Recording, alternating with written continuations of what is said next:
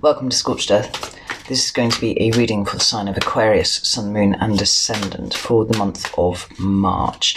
As some of you may know, we're in a Mercury retrograde at the moment, and in addition to that, it's also in the sign of Pisces, and for some reason I really struggle with Piscean energy, which is bizarre because my daughter is Pisces, and that's fine, and I have three extraordinary friends who are all incredible women who are Pisces, and I adore them, and I have no issue with them at all, but something about this time of year just knocks me completely for six. So if I fall over my words, I apologise, and I am beset with technical issues at the moment. It took me yesterday 6 hours to upload a personal reading that was an hour and a half long. I was about ready to flip my biscuits. But anyway, we're here, and bear with me. It is just a temporary blip. By the time Aries season kicks in, I'll be on fire again, which is how I like to be. So, I have three cards for Aquarius. I can. We've got the Two of Cups.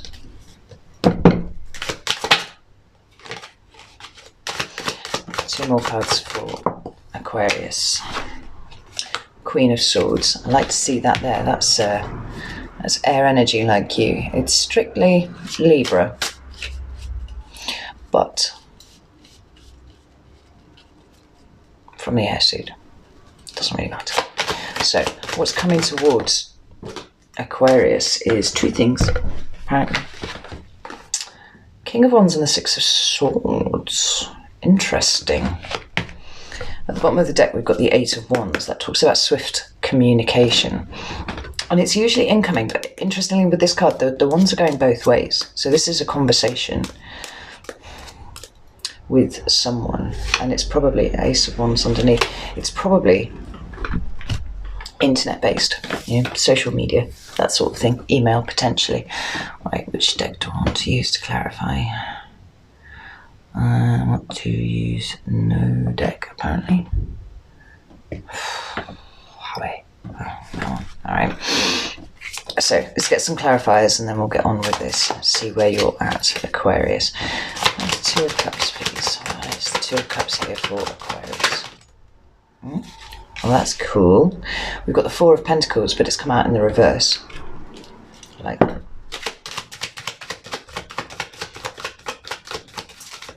Two of Cups here. And Page of Swords. I think, yeah. Page of Swords. Where's the Queen of Swords here for Aquarius? Two cards. And they are,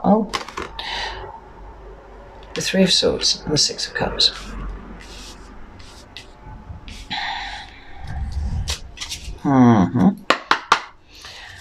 And the King of Wands and the Six of Swords. Why are they here for Aquarius? What's coming towards Aquarius in March?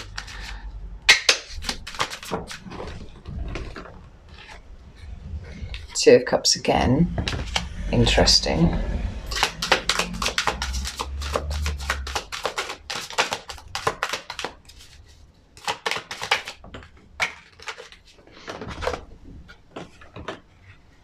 And the Seven of Swords. There are a lot of swords in this reading here. At the bottom of the deck, we've got the Wheel of Fortune. That talks about divine intervention is the first thing that came into my head there, which is not a phrase I would usually associate with this specifically.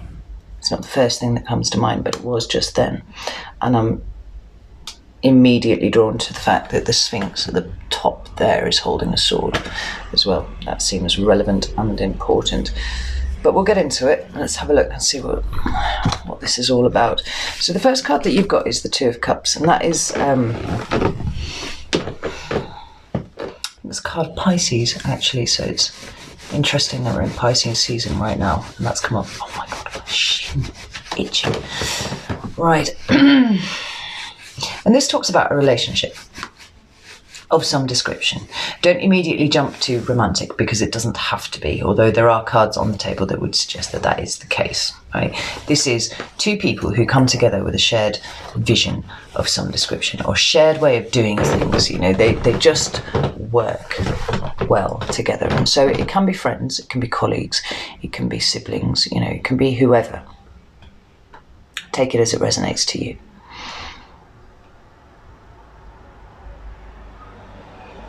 But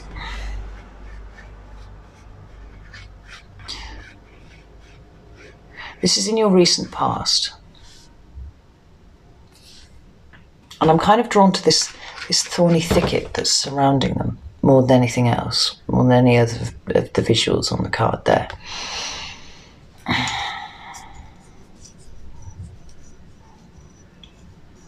And there are lots of ways of reading this, but the one that I feel is most appropriate at the moment, it seems to be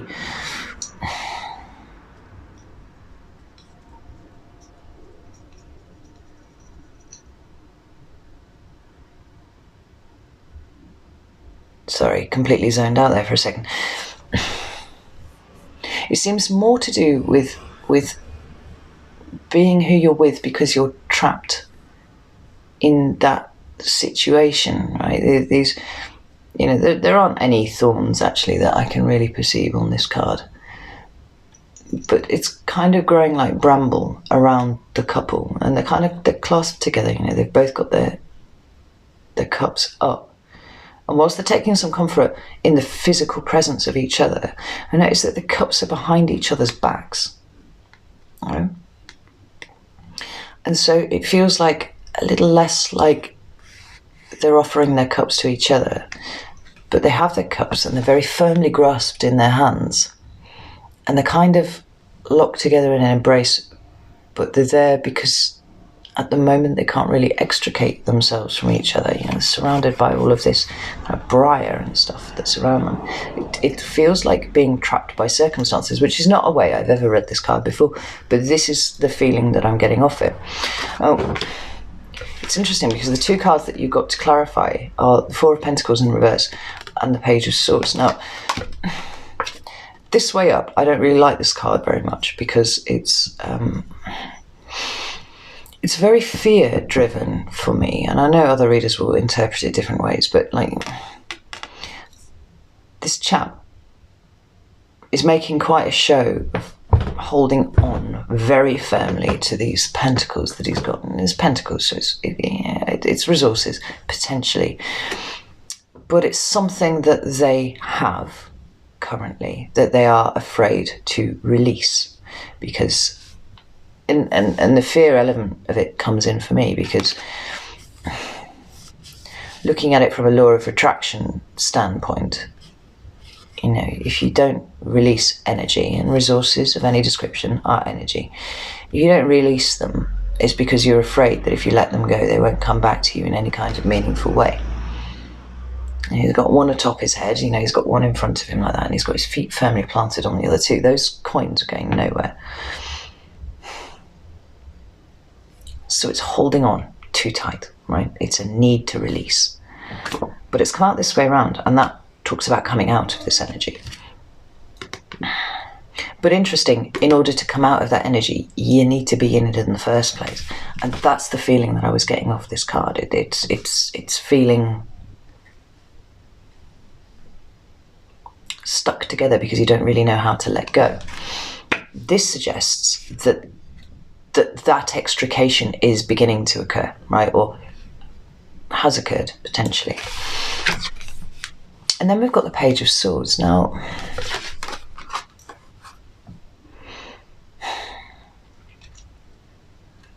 pages are messengers, yes, they do all of those kind of things, but you know, the depiction of the pages, as actually with all the cards, that it varies from deck to deck, and you can get nuanced interpretations depending on which deck you use as to what subtle undercurrent is you know, at play at the moment. And this page, this particular page, is facing forwards. He's got his sword up in the air, but he's looking backwards at this, and his foot is in that direction as well. Like he kind of seems on the verge of doing something, but he's taking a look back. I read this thing that I found really interesting once about body language, and particularly reading the dynamics of a room. And if you walk into a room and there are two people talking, look at the feet, right? Because that will tell you whether the person that's having the conversation is actually happy about being where they are. Because if they are happy, their feet will be facing each other. You know, people tend to mirror each other. They mimic each other's body language, and it's fascinating, actually. You consider something like 70 to 80% of all human communication is non-verbal. So if you learn to read that, you learn a lot more than listening to people's words, right? If the feet are pointing away, if somebody's feet, you know, one person's feet is facing the other person's feet is facing towards the door, like they want to leave, they want to get out of this, they're not comfortable where they are, they're not comfortable talking to this person, they're not trying to mirror the body language, they're trying to be polite, but wanting to get away. Now, this is relevant because this chap's got one foot facing this way and one foot back, looking towards what is being released here. Not only that, the sword is up, but the eyes are facing backwards. And as we know, swords are words and communications and thoughts and you know, all that kind of thing. It feels like you're kind of stuck, right? And it's possibly that you're at the end of a cycle and you're not quite ready to move away. You've begun the process, but it is as yet not something that you're thoroughly throwing your heart and your body language into. I'm just going to pull another card for that because I am extraordinarily nosy and I'd like to know what it is. You know, it's almost like intellectually you're moving forwards. As far as everybody's concerned who's looking at you, you're moving forwards. But in your head, you're looking back, you're reflecting on this thing, and you're not quite ready to wholeheartedly release it. Give me another card for the Page of Swords, please.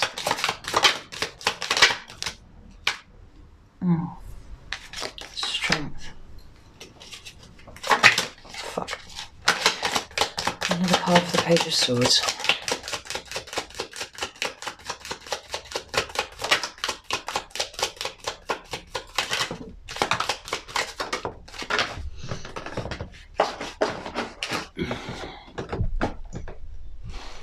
Ace of Pentacles. That's 2 8s that we've got that have come out to clarify the Page of Swords. Now, Strength is the card of Leo, so it could be that there's a Leo involved somewhere. It doesn't have to be. And then we've got the Eight of Pentacles, which is, I think, a Virgo energy. Maybe there's a Virgo involved. But there's a sense of you having put a lot of hard work into something.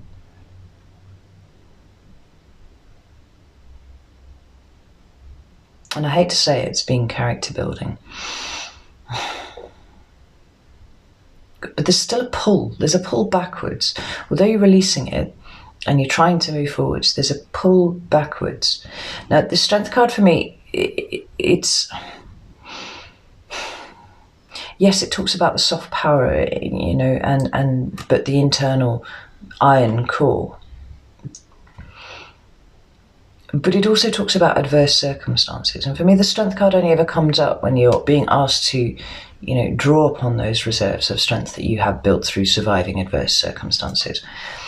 So something's been difficult and something was a lot of hard work. I noticed that it's not the 10 of Wands. So it's not complete burden. But something was a bit harder than it needed to be. And this is what you're kind of looking backwards at. Like I said, I keep getting this really reflective feeling of this. And maybe you're stuck in an energy of kind of wanting to move forwards, intellectually knowing that you need to move forwards, but kind of contemplating what has gone before. Because there's no hermit here.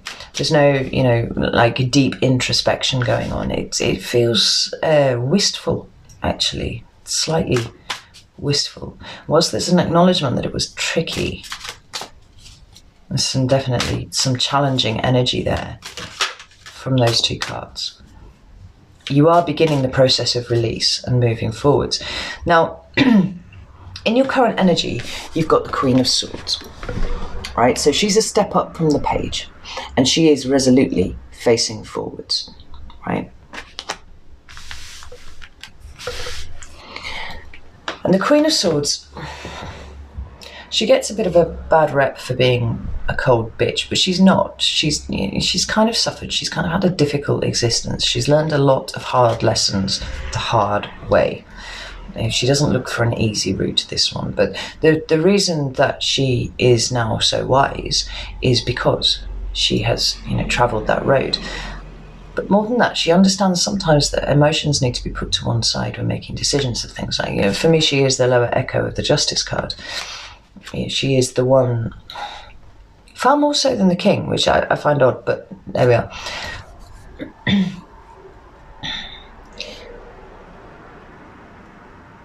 She's consumed with things being fair, okay? And she's going to sniff out bullshit from a mile away.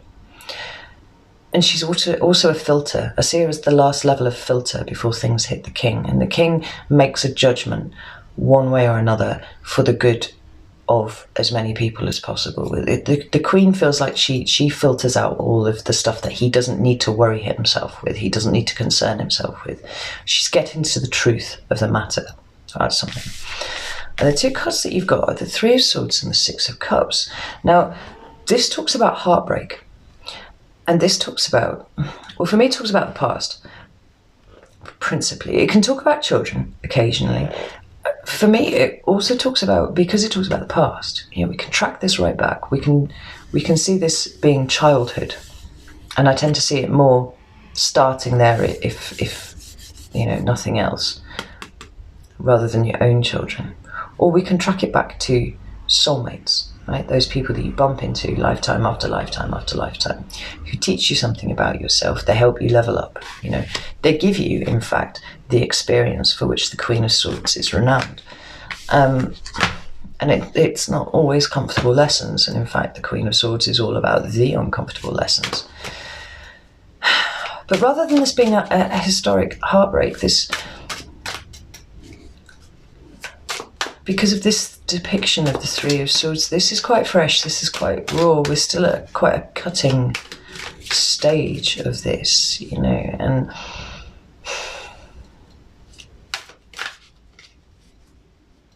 something's broken your heart.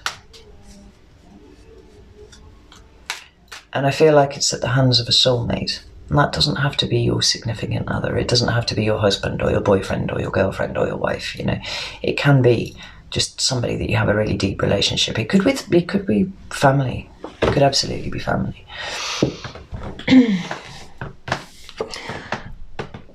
It's fresh, but it's not right now. Right? There's no blood dripping down these swords. You're still very much feeling it, but you're kind of closing it down in order to look forwards and move on. I need to pull another couple of cards for that. Tell me about the Three of Swords. There's the Three of Swords here for Aquarius. The Magician. I had a feeling that was going to come up. I don't know why.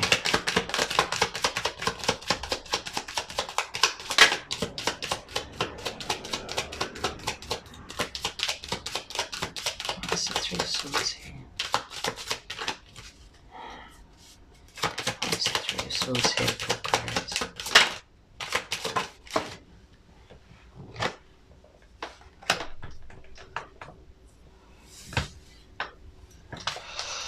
Right.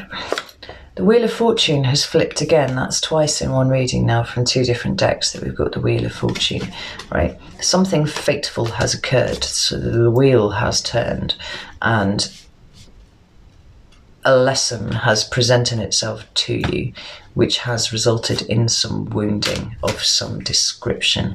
But these two cards that have come out to clarify the Three of Swords are both major arcana, and it's the Magician and Justice.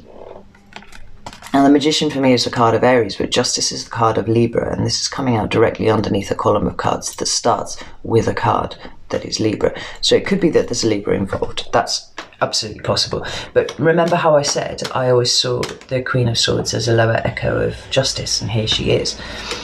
Like, there's a sense of you having done the right thing, what you consider to be the right thing, even though it has broken your own heart and perhaps has broken somebody else's heart as well.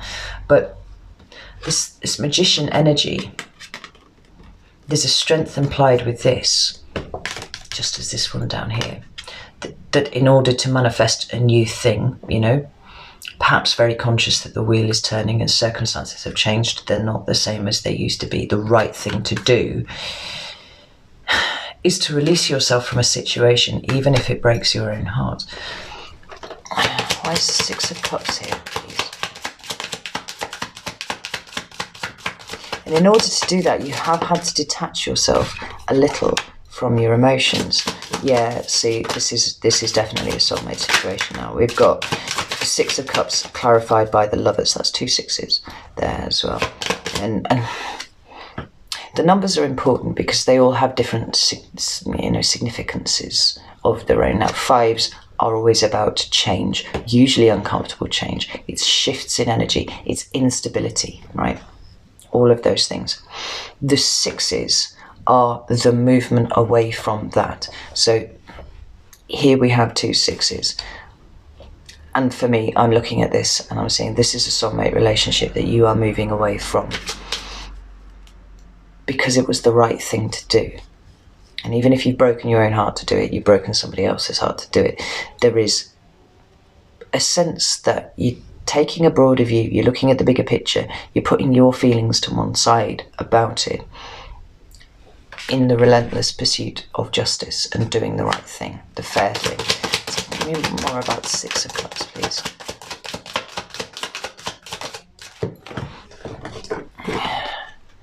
Yeah. And then we've got Temperance, which is about healing, you know, off the back of adverse circumstances, because Temperance is card number 14 of the Major Arcana, which reduces down to 5, 1 plus 4. It follows on, for me, from a period of instability, from a period of change, from a shift in energies, right? It's also the card of Sagittarius. The Lovers is the card of Gemini. If either of these are important to you, then, you know, this is the thing.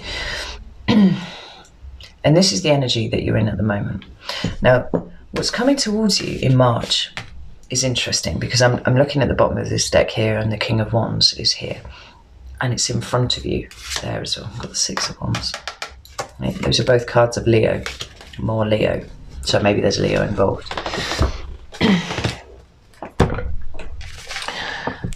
The King of Wands. And the Six of Swords. But note how they sit here. This is moving away from this. Now, if the King of Swords is a person, it doesn't have to be a man just because it's a king. It's just the masculine presentation of the energies of that suit, right? But it would be a Leo, Sagittarius, or Aries, potentially. It doesn't have to be the sun sign. It can be the moon sign. It can be their ascendant sign. It could possibly be their Venus. My intent is always set just for sun, moon, and ascendant when I do these readings, so I don't take the Venus into account, because, you know, I never actually go looking for love readings.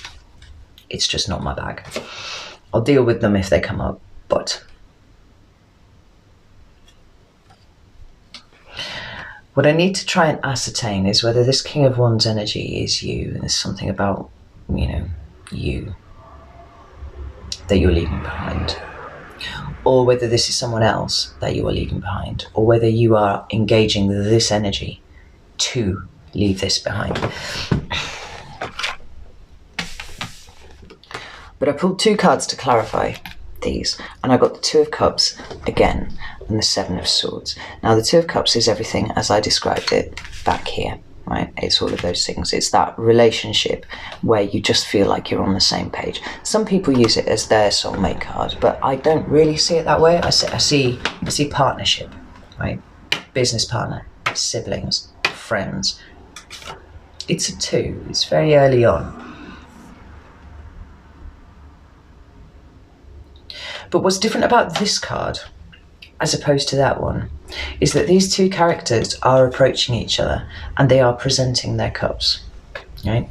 In the other one, the cups were behind the backs, right? Squashed together, closed together. But it's clarified by the 7 of Swords, and the 7 of Swords is a card of deception. Now, like for whatever reason, and I always try and view this card more neutrally than perhaps other readers do, because I think that it is difficult to ascertain motive. There's deception, clearly, but that might actually be for quite a noble reason, right? I'm going to throw that. Some people call it the thief card, and it's just a bit too glaringly obvious for me, right? There's dishonesty though, there's deceit, there's some description, but it can be self-deceit, it can be self-deception, it can be kind of hoping against all hope that something is going to be the way that you think it is. You know, it's choosing to ignore the red flags because you want something so much. So this couple feel like they've taken a step back from each other.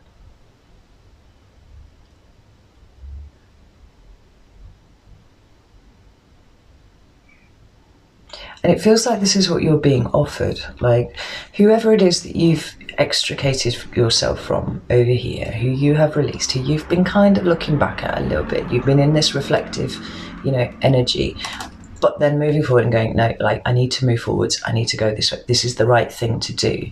Like, there's a step back here. And I kind of like, well, could we actually offer our cups to each other? You know, yeah, maybe we could make this work. But that's come out under the King. So now I'm kind of interested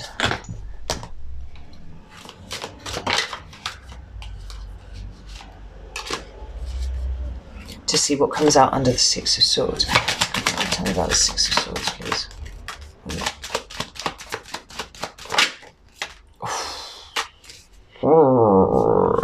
Yeah, at the bottom of the deck now we've got the Lovers. You might be dealing with a Gemini. Under that we've got the 6 of Wands. This feels like this person coming back in and the both of you going, maybe we could make this work. Maybe we could do it. The problem is that what's underlying it is a fear of being alone. It's a fear of abandonment. It's a fear of being kept out in the cold. All right? And I'm not sure that this is your energy. I feel like this is possibly the person that you're dealing with. But then we have the 6 of Swords again. Right? This pair are facing each other as they sit on my table. Right? They're slightly separated, but they are facing each other. And it feels like this is your energy wanting to go forwards, but what is blocking you is this energy right here. Like I said, it doesn't actually have to be a fire sign at all. It can just be somebody who has those characteristics. So a King of Wands is going to be, you know, he's confident, you know, high self-esteem, you know, very physical, a go-getter, a doer, you know, not somebody who sits around procrastinating. But they've plonked themselves directly in your path. Right? And as these 3 cards all sit on my table, we've got you there, we've got this character here facing you, stopping you, and then we've got this moving away here. Now, if you move that block, you've got a clear progression in that direction. This feels like somebody coming back in to kind of try and sell you the possibility that this could work. But what's motivating it is not necessarily a hope that this can work.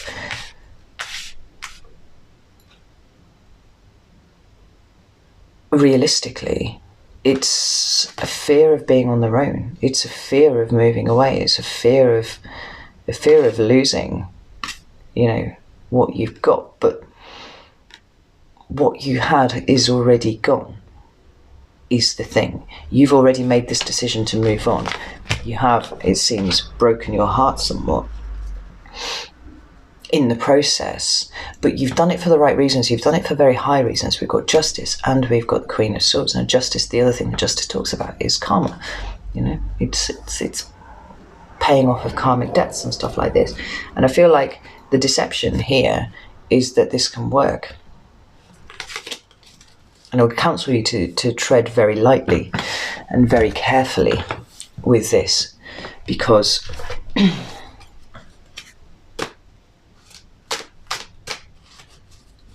there was a reason why you made this decision in the first place. And if the thought of losing you has suddenly shifted someone into a different way of being on the face of it, that doesn't necessarily mean that it's going to stay. And we are in retrograde energy at the moment as well, so people come back, it's what they do. Yeah, this person's blocking your progression, they're blocking your way, they're literally just planted themselves down and gone, hi, I'm here, let's do this right here, let's do this right here, this will be great. And I think deep down that it's not going to be like that, but there's an aspect here, there's a feeling here that possibly you might wobble a little bit. More about these cards down here.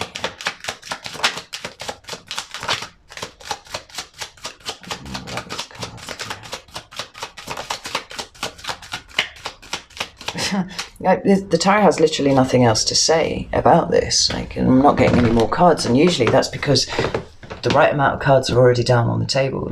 Whoever's coming back to you, they're not selling you moonshine and rainbows, that's not what this is, but they are subject to the retrograde energy, and their underlying motivation is not you specifically. It's about them. It's about them having their comfort. It's about them having their security. It's about them stabilizing their life by going back to what they know. And you've already made the decision to move off from this. You know that you're doing the right thing.